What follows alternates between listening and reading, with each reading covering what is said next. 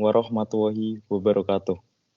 Perkenalkan, kami dari kelompok A, Fisika Material, Teknik Elektro Undip, akan menjelaskan materi mengenai termoelektrik.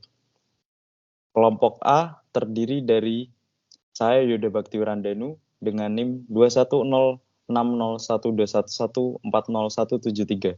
Selanjutnya ada Arsenio Raffi dengan NIM 210601211300088. Pertama, saya akan menjelaskan mengenai pengertian dari termoelektrik.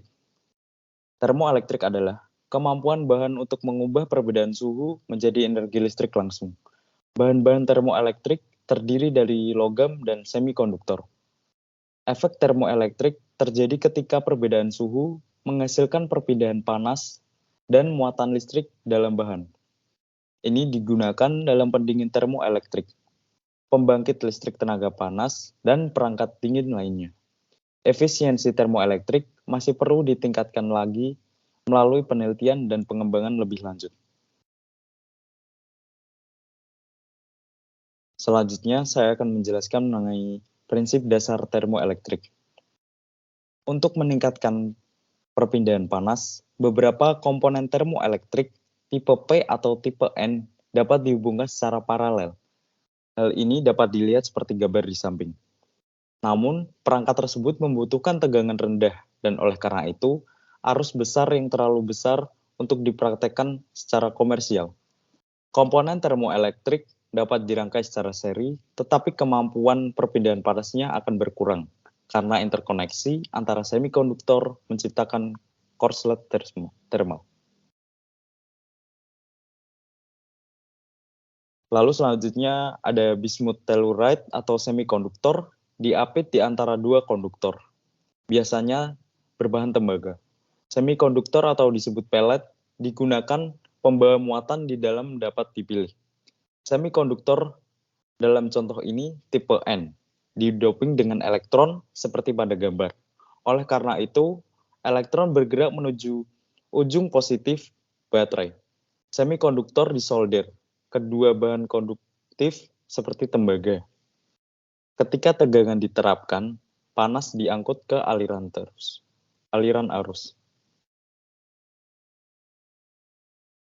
Pada prinsip dasar termoelektrik ini juga terdapat efek, yaitu yang pertama ada efek Seebeck.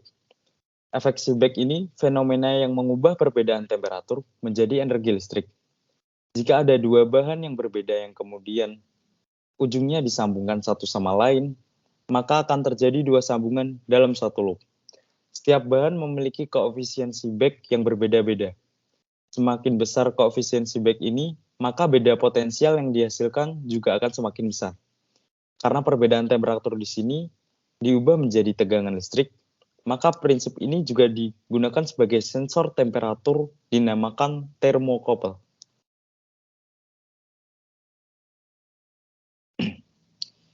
Setelah prinsip dasar, saya akan menjelaskan mengenai prinsip kerja efek Seebeck. Ketika ada perbedaan suhu di antara dua ujung bahan termoelektrik, elektron-elektron di bahan akan mengalami pergerakan. Elektron-elektron yang berada di daerah dengan suhu lebih tinggi akan memiliki energi kinetik yang lebih tinggi, sedangkan elektron-elektron di daerah dengan suhu lebih rendah memiliki energi kinetik yang lebih rendah. Perbedaan energi kinetik ini menyebabkan elektron-elektron bergerak dari panas ke daerah dingin, seperti pada gambar dari hot source menuju ke cold side. Gerakan elektron ini menciptakan perbedaan potensial listrik antara dua ujung bahan termoelektrik yang bisa disebut sebagai tegangan Seebeck. Tegangan Seebeck dapat digunakan untuk menghasilkan energi listrik melalui rangkaian listrik yang terhubung ke bahan termoelektrik. Selanjutnya, saya akan menjelaskan mengenai prinsip dan dasar efek Peltier. Efek Peltier yaitu fenomena di mana energi panas dapat diserap pada salah satu sambungan konduktor dan dilepaskan pada sambungan konduktor lainnya ketika arus listrik dialirkan pada suatu rangkaian tertutup. Atau dengan kata lain, efek Peltier mengkonversikan energi listrik menjadi perubahan S.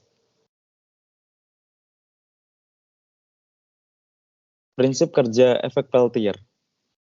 Ketika arus listrik mengalir melalui dua bahan termoelektrik yang berbeda, suatu perpindahan panas akan terjadi antara dua sisi bahan tersebut.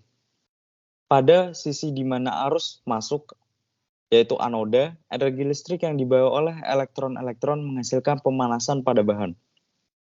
Pada sisi di mana arus keluar katoda, energi listrik tersebut diserap oleh bahan, mengakibatkan penurunan suhu, yaitu seperti pada gambar cold surface.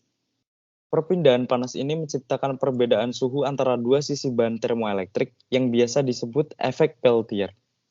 Efek Peltier menghasilkan perubahan suhu yang dapat digunakan dalam berbagai aplikasi, seperti pendinginan atau pemanasan pada perangkat elektronik. Selanjutnya ada metode transportasi panas.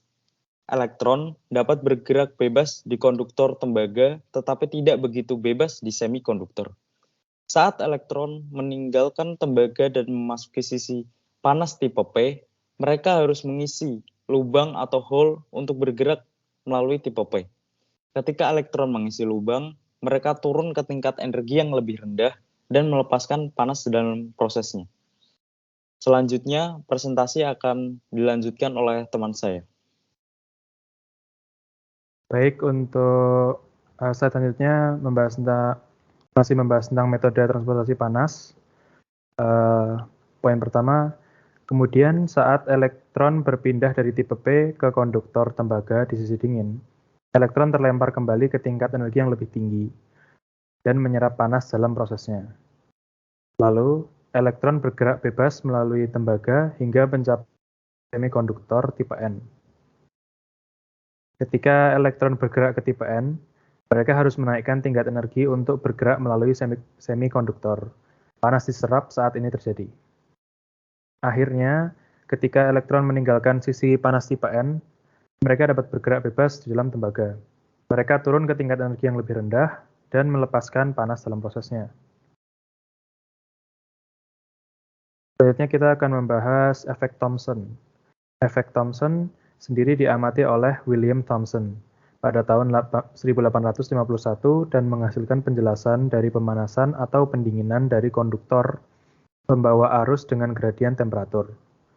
Setiap konduktor pembawa arus, kecuali superkonduktor, dengan perbedaan temperatur antara dua titik terdapat penyerapan atau pelepasan panas bolak-balik. Ketika aliran arus listrik melalui konduktor dengan resistansi, energi listrik akan diubah menjadi energi termal, menyebabkan kenaikan atau penurunan suhu sepanjang konduktor. Jika kerapatan arus dilewatkan konduktor homogen, maka panas tiap satuan volume yaitu bisa dilihat pada rumus tersebut, Q sama dengan rho J kuadrat sama dengan mikro J delta T per delta X.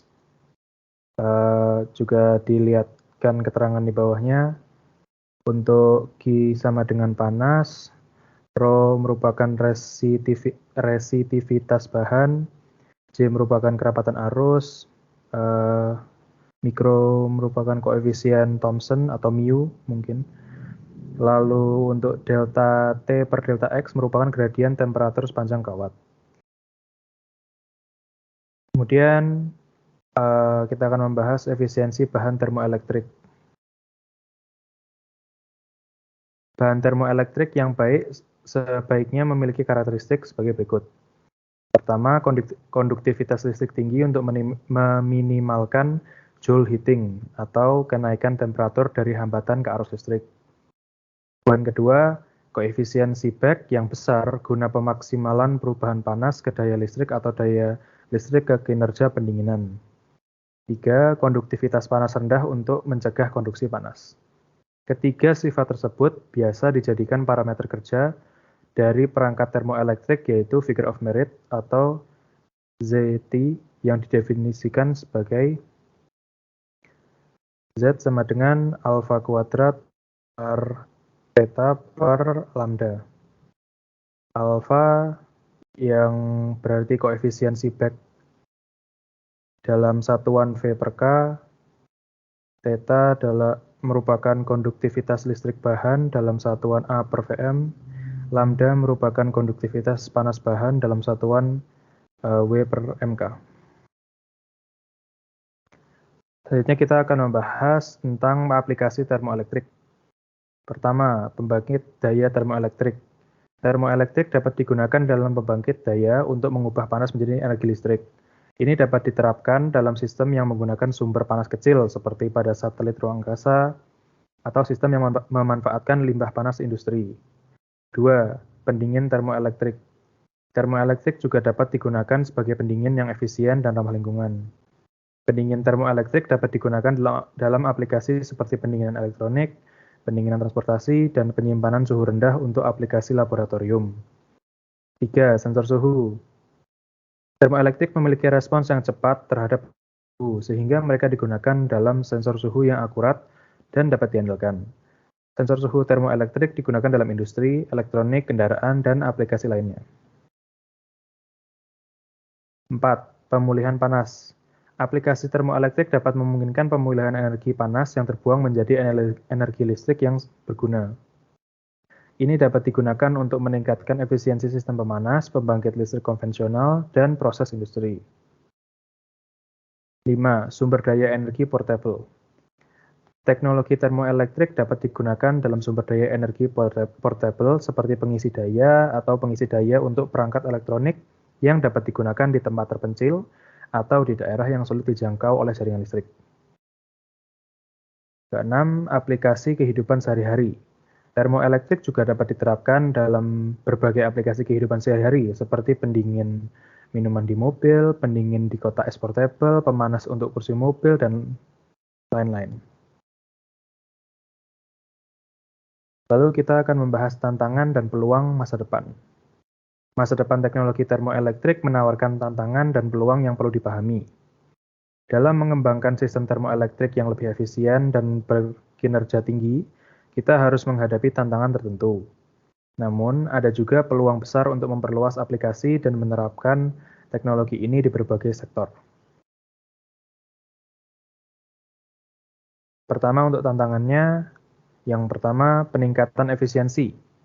Salah satu tantangan utama adalah meningkatkan efisiensi termoelektrik agar lebih dekat dengan batas efisiensi termodinamika yang ditetapkan oleh efisiensi Carnot. Yang kedua, material yang lebih baik. Pengembangan material termoelektrik dengan konduktivitas yang lebih baik dan koefisiensi Beck yang tinggi menjadi tantangan untuk mencapai efisiensi yang lebih tinggi. Ketiga, desain sistem yang optimal. Perancangan modul termoelektrik yang efisien dan pengoptimalan struktur menjadi tantangan dalam mencapai kinerja yang optimal.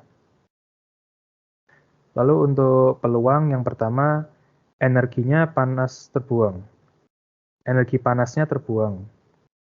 Memanfaatkan energi panas terbuang dalam industri dan proses manufaktur menjadi peluang besar untuk memanfaatkan teknologi termoelektrik. Kedua, sumber energi terbarukan. Kombinasi termoelektrik dengan sumber energi terbarukan seperti energi surya, energi geotermal, atau limbah panas dari pembangkit listrik dapat meningkatkan efisiensi dan penggunaan energi secara keseluruhan. 3. Aplikasi yang luas. Peluang penggunaan termoelektrik terus berkembang di berbagai sektor termasuk transportasi, elektronik, industri, dan aplikasi ruang angkasa. Mohon maaf untuk koreksi yang poin pertama tadi, benar energinya panas terbuang, yang maksudnya termoelektrik menggunakan energi panas yang terbuang. Mungkin sekian dari kelompok A dari kami. Bila ada kesalahan mohon maaf. Sekian dan terima kasih. Wassalamualaikum warahmatullahi wabarakatuh.